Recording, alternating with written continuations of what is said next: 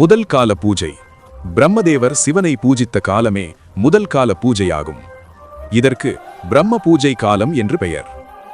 இந்த பூஜை மாலை 6:30 மணிக்கு தொடங்கும். இக்காலத்தில் சிவபெருமான் சோமாஸ்கந்தர் ரூபத்தில் வணங்கப்படுகிறார். இரண்டாம் கால பூஜை. மகாவிஷ்ணு சிவபெருமானை பூஜை செய்து வழிபட்ட காலமே இரண்டாம் கால பூஜையாகும். இந்த பூஜை சரியாக இரவு 9 மணிக்கு தொடங்கும். இக்காலத்தில் இறைவன் தட்சிணாமூர்த்தியாக வணங்கப்படுகிறார். மூன்றாம் கால பூஜை மிக முக்கியமானது. அன்னை ஆதி பராசக்தி சிவபெருமானை பூஜை செய்து வழிபட்ட காலம் இது. மூன்றாம் கால பூஜையின் போதாவது சிவனை வழிபட்டு கண் விழித்து சிவசிந்தனையிலேயே இருந்தால் முழு இரவும் சிவனை வழிபட்ட பலன் கிடைக்குமாம். இந்த பூஜை நள்ளிரவு 12 மணிக்கு தொடங்கும். இக்காலத்தில் சிவபெருமான் லிங்கோத்பவராக ஆராதிக்கப்படுகிறார். நான்காம் கால பூஜை. நான்காம் கால பூஜை சரியாக அதிகாலை 4 மணிக்கு தொடங்கும்.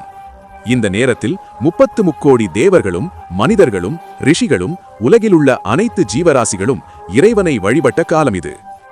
இக்காலத்தில் சிவபெருமான் ரிஷப வாகனத்தில் காட்சியளிக்கிறார்.